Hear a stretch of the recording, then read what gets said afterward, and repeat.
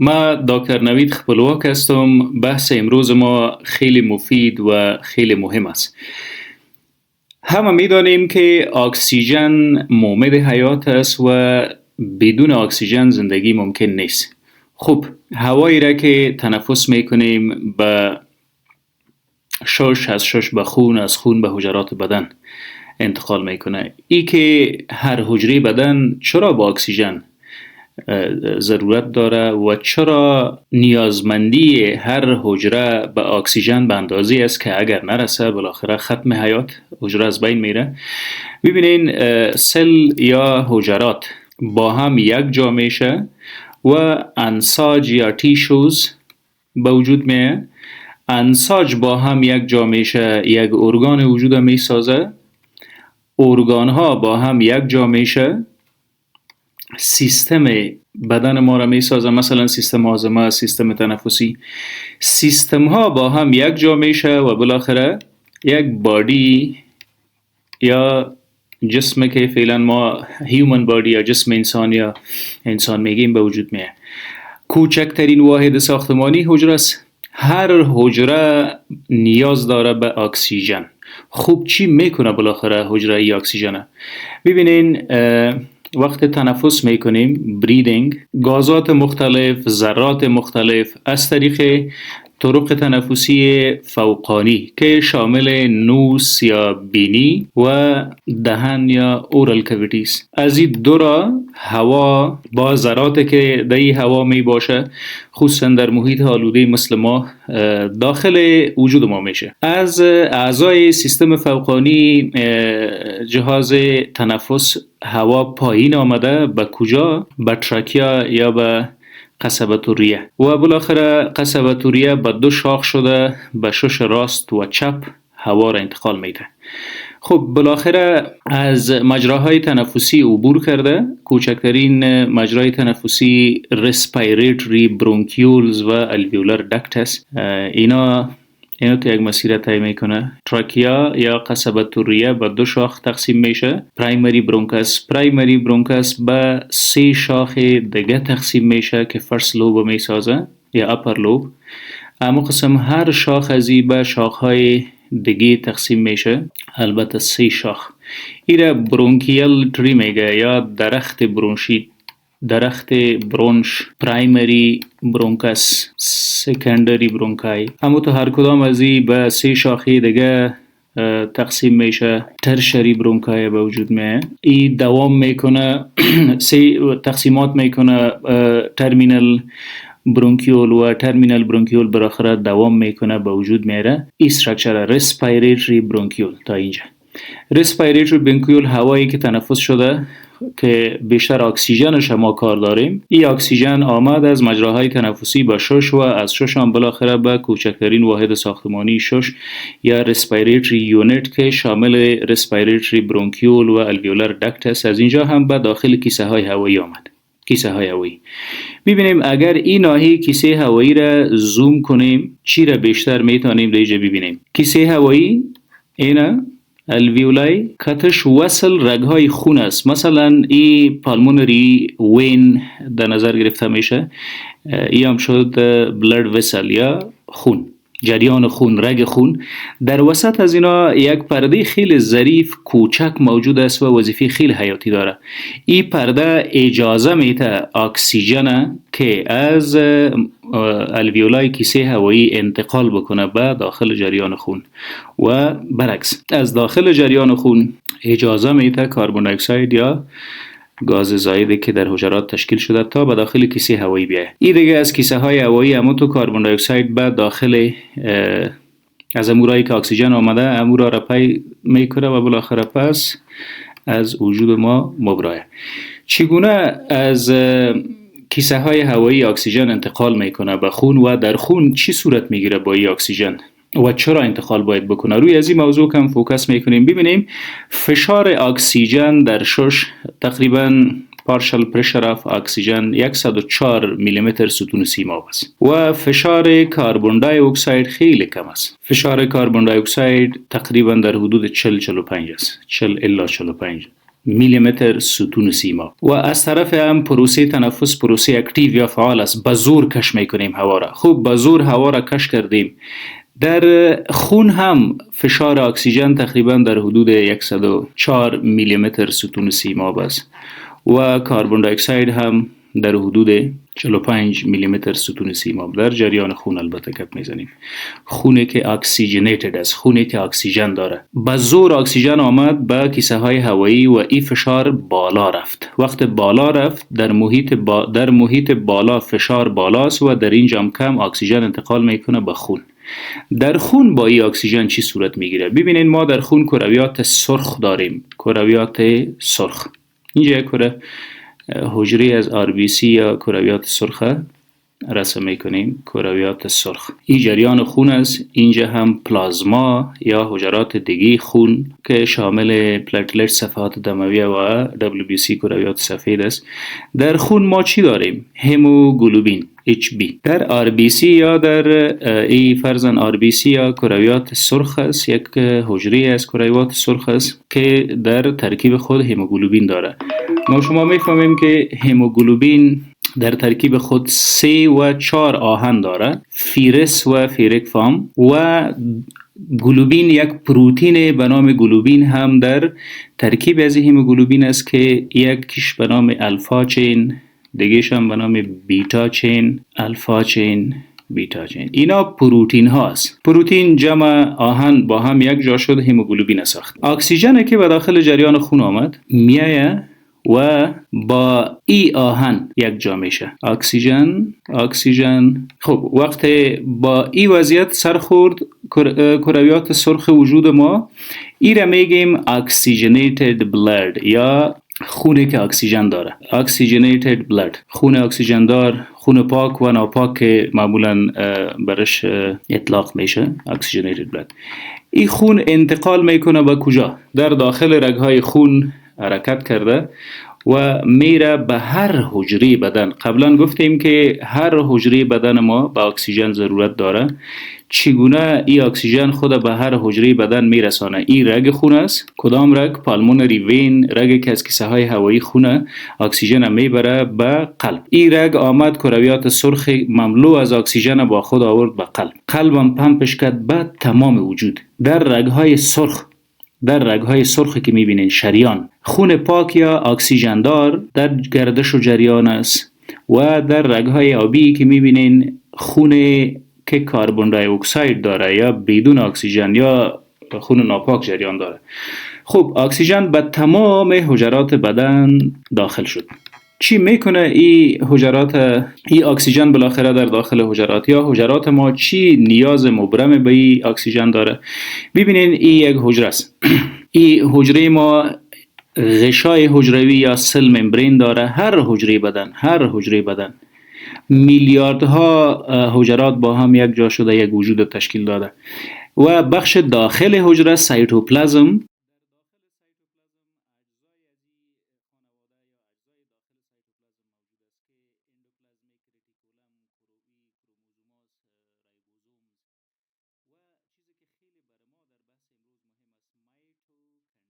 این اکسیژن بالاخره از حجرات از قلب پمپ شد به تمام وجود. در تمام وجود هم نیازمندی در هر حجره موجود است، آمد به داخل حجرات. میبینین تنها اکسیژن نیست که توسط از خون میای به داخل حجرات. این فکر کنین خون یک موتر است و انتقال میته مسافران خود به هر طرف که میخواه. مسافر اینجا کی است؟ اکسیژن، مواد غذایی. موتر یا انتقال دهنده ما چی است؟ خون. اوکی، آمد اکسیژن، مواد غذایی که مثلا از جهاز هاضمه غذا خوردیم آمد به داخل جهاز هاضمه هضم شد و مواد غذایی یا نیوترینز جذب جریان خون شد. این نیوترینز یا مواد غذایی در خون گردش میکنه و در هر جایی که بدن برش ضرورت داشته اونجا میرسانه، ترانسپورتش میکنه. به داخل حجرات گلوکوز آمد. مثلا مواد قندی را خوردیم، کوچکترین واحدش گلوکوز است، در داخل جریان خون شد و از داخل جریان خون گلوکوز خود رساند به کجا؟ اکسیژن هم آمد به داخل حجره، گلوکوز هم آمد به داخل حجره. با گلوکوز چی صورت میگیرد؟ در سایتوپلازم در اینجا یک پروسه به نام گلایکالیسیس صورت میگیرد. گلایکالیسیس توته کردن و پارچه کردن گلوکوز به اجزای تشکیلیش، مثلا چی با هم یک جا شده و گلوکوز می سازه. در این پروسه گلایکالیسیس از گلوکوز ما دو مولکول پایروویت ساخته میشه، دو تا پایروویت و در این پروسه که گلوکوز تبدیل میشه به پایروویت دو مولکول انرژی یا ATP تولید میشه، جمع کربن دی اکساید یا گاز زائد. اوکی، چگونه صورت میگیره اکسیژن؟ اینجاست نیازمندی اکسیژن. اگر بدن بخواه انرژی خود تولید کنه و توسط از این انرژی زندگی خود بکنه، پس اکسیژن باید بیایه گلوکوز تبدیل کنه به پایروویت و این پروسه را میگیم اکسیدیشن، احتراق. مسلما اگر یک جایی را بخوایم، یک چیزی را بخوایم در بتیم، آتش بزنیم، هوا باید موجود باشه. اگر هوا نباشه احتراق اکسیدیشن صورت نمیگیره. یکی از حیاتی ترین ضرورت بر اکسیژن در داخل حجره اینجاست. خب چگونه؟ ببینین اکسیژن آمد، این اکسیژن با آب در داخل از این حجرات یک جا بشه و انفلاق میکنه، تولید میسازه چی را؟ کربن دی اکساید، مواد زائد، انرژی که عبارت از امی ATP است و مولکول آب خود دوباره آزاد میکنه. در داخل سایتوپلازم تولید شد مواد زائد، کربن دی اکساید. روی از این گپ میزنیم که این دیگه چگونه این مواد زائد و مواد فاضله چگونه از حجره مبرایه. در داخل سایتوپلازم در اینجا گلوکوز تبدیل به پایروویت شد، به چند تا؟ به دو تا پایروویت و در نتیجه دو مولکول انرژی هم آزاد شد. یعنی به دست ما آمد انرژی که بدن میتونه ازش استفاده کنه برای امرار حیات. دوام میکنه این مواد از سایتوپلازم دو تا پایروویت میایه به داخل ارگان دیگه که به نام میتوکندریا یاد میشه. اینجا یک حجره چندین میتوکندریا داره و این در حقیقت امو بیتری چارجی یک حجره است. یعنی انرژی در اینجا تولید میشه، سایت آف انرژی پرودکشن، بیشترین انرژی. اوکی، در میتوکندریا ما شما داخل اینجا میبینیم که ساختمان میتوکندریا را اگر مطالعه بکنیم، شما در این دیاگرام میتونید ببینیم یک ساختمان ظریف به خود داره. این ساحش تشکیل از الکترون ترانسپورت چین است.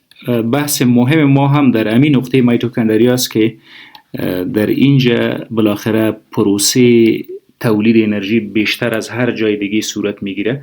خب وقت گلوکوز آمد به داخل جریان خون، از داخل جریان خون گلوکوز به کجا رفت؟ به حجرات.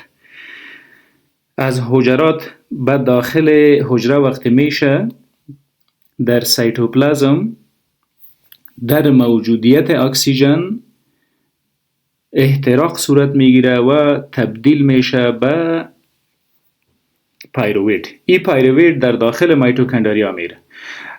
میتوکندریا این ساختمانایی که مثل بریدگی وارث اینا را ما به نام کرستی یاد میکنیم. کرستی موضوع بیولوژی است، کرستی. و داخل از یا ماتریکس و ایم پرده یا پرده داخلی اینر ممبرین و ایش هم پرده بیرونی اوتر ممبرین است. خب وقت اکسیژن پایروویت به داخل میتوکندریا میرسه، در موجودیت اکسیژن تبدیل میشه به سیتریک اسید و اینجا هم دو مولکول انرژی تولید میشه. خب سیتریک اسید، دو مولکول انرژی چگونه؟ امو موضوع اکسیژن میایه، اکسیدیشن یا احتراق صورت میگیره، کربن دی اکساید گاز زائد آزاد میشه، دو مولکول انرژی هم آزاد میشه، ساخته میشه و در داخل هم میمانه یک مولکول آب. وقت سیتریک اسید ساخته شد، این سیتریک اسید هم در داخل، البته در داخل کرستی هنوز نشده، اینجا سایتوکروم موجود است. سایتوکروم ها موجود است. سایتوکروم A و سایتوکروم B و سایتوکروم نامهای مختلف به خود داره. اینا غشایی است در داخل مایتوکندریا که سیتریک اسید میبره و احتراق برمیته توسط پروسه اکسیدیشن. هر جایی که احتراق یا اکسیدیشن صورت بگیره در اونجا موجودیت اکسیژن حتمی است. وقت اکسیژن بود پروسه اکسیدیشن یا احتراق صورت میگیره، در اینجا وقت در سایتوکروم سیتریک اسید احتراق میکنه، اتومات تولید میشه کربن دی اکساید، مواد زائد، آب و CO2 مولکول انرژی. CO2 مولکول انرژی یا ATP ادینوسین ترایفاسفید. اینجا اگر توجه بکنیم زمانی که تشکیلات انرژی شروع شد، 2 مولکول در سایتوپلازم در داخل حجره تولید شد، 2 مولکول در داخل مایتوکندریا تولید شد. زمانی که پیرویت ها تبدیل می شد به سیتریک اسید، ببینید در یک سیتریک اسید اگر 2 ATP تولید شد، از 2 پیرویت 2 سیتریک اسید تولید میشه، پس 2 بار ATP تولید میشه، 4 مولکول. درست؟ اینجا 4 مولکول ATP یا انرژی تولید شد و زمانی که پیرویت به داخل کریستی آمد از سایتوکروم گذشت، در اینجا دیگه مطلق انفجار میکنه و تبدیل میشه به انرژی. چقدر انرژی؟ CO2 مولکول. CO2 جمع 4 38 مولکول. از یک گلوکوز 38 مولکول انرژی تولید میشه در موجودیت اکسیژن. اگر اکسیژن نباشه هیچ انرژی در کار نیست و تمام حجرات به نابودی میره. اوکی، حالا فهمیدیم که اکسیژن به کجاها میایه و چی ضرورت برش داریم. کوچکترین ماده حیات که در نبودش هر حجره از بین میره اکسیژن است، هواست. وقتی احتراق صورت گرفت دیگه اکسیژن از بین رفت، مواد زائد به نام کربن دی اکساید تولید شد. اوکی، این کربن دی اکساید حالا کجا بره و کدام راه را در پیش بگیره؟ کربن دی اکساید از داخل حجره باید بیایه به داخل خون. این هم یک رگ خون است، حجرات اندوتلیوم موی رگ‌های خون. ببینین اکسیژن که توسط RBC رسید یا توسط کرویات سرخ ما رسید به حجره، امو HB یا هموگلوبینی که در ترکیبش موجود است، امو 2 الفا و 2 بیتا پروتین هم داره، 2 الفا و 2 بیتا پروتین داره. اما در اینجا اکسیژن خود از دست داده، با اکسیژن حجره از پیشش گرفت مصرف کرد، افینیتی یا میلان خیلی زیاد به کربن دی اکساید داره، چون اینجا امو ترانسپورترهای اکسیژن خالی است. تقریبا 20% کربن دی اکساید تولید شده مستقیم میایه و وصل میشه به ای پروتین ها و ای را میگیم کاربوکسی هموگلوبین. کاربوکسی هموگلوبین. کربن دی اکساید یا گاز زائد تشکیل شد، آمد به امو RBC یا حجرات سرخ وصل شد که اکسیژن آورده بود. خب چرا؟ چون در داخل حجره فشار کربن دی اکساید خیلی زیاد است، تقریبا 140 میلیمتر ستون سیماب است و در داخل خون فشار کربن دی اکساید خیلی کم است، تقریبا در حدود 40 میلیمتر ستون سیماب است. در بالا فشار زیاد، در پایین فشار کم، پس اکسیژن انتقال میکنه از حجره به داخل محیط فشار کم فرار میکنه. وقت داخل جریان خون شد وصل میشه 20% با پروتین الفا یا پروتین بیتا و این حالت هم میگیم کاربوکس هموگلوبین. در مرحله بعدی وقت در داخل جریان خون اکسیژن آمد، اینجا با آب یک جا میشه در موجودیت انزیم کربونیک انهایدریز و تشکیل میکنه بایکاربونیت و آیان هیدروژن. درست؟ خب این بایکاربونیت به داخل حجره سرخ هم میره یا کرویات سرخ و در اینجا وصل میشه با ای پروتین ها و در مقابل آیون کلوراید بیرون میبره از حجره. انتقال میکنه تقریبا 70% کربن دی اکساید توسط این ذریعه آمد، بیشترینش با آب تعامل کرده و یک وضعیت قابل انتقال به خود میگیره. اینا هم وصل میشه با پروتین های گلوبین، الفا گلوبین یا بیتا گلوبین، و در حدود 2 الی 10 درصدش دیزالو در پلازماست بدون کرویات سرخ در داخل، با حجرات دیگه سرخ و با حجرات سفید و صفحات دمویه یک جا شده انتقال میکنه به کجا؟ پس میایه به کیسه های هوایی، به الویولای. اینجا مو پرده نازک رسپیریتری ممبرین موجود است، رسپیریتری ممبرین، و از رسپیریتری ممبرین هم میایه به داخل کیسه های هوایی. از داخل کیسه های هوایی انتقال میکنه به درخت برونش یا برونکل تری و توسط مجراهای فوقانی جهاز تنفس بیرون میشه به محیط بیرونی کربن دی اکساید.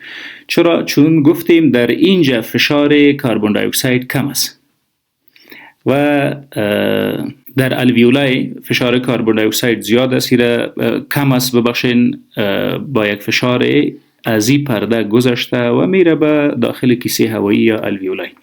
چیزی که خیلی مهم است برای ما ببینین در اینجا به همراه RBC یا کرویات سرخ ما چی وصل است؟ اکسیژن بیشتر وصل است یا کربن دی اکساید؟ مسلماً کربن دی اکساید. امی حالت میگیم دی اکسیژنیتد بلد یا خون ناپاک، خون بدون اکسیژن. خون بدون اکسیژن هم توسط خون بدون اکسیژن در وریدها انتقال میکنه، خون با اکسیژن در شریانها انتقال میکنه. این بود پروسه انتقال گازات از محیط به حجره و پس از حجره به محیط. امید که مثمر تمام شده باشه. ممنون.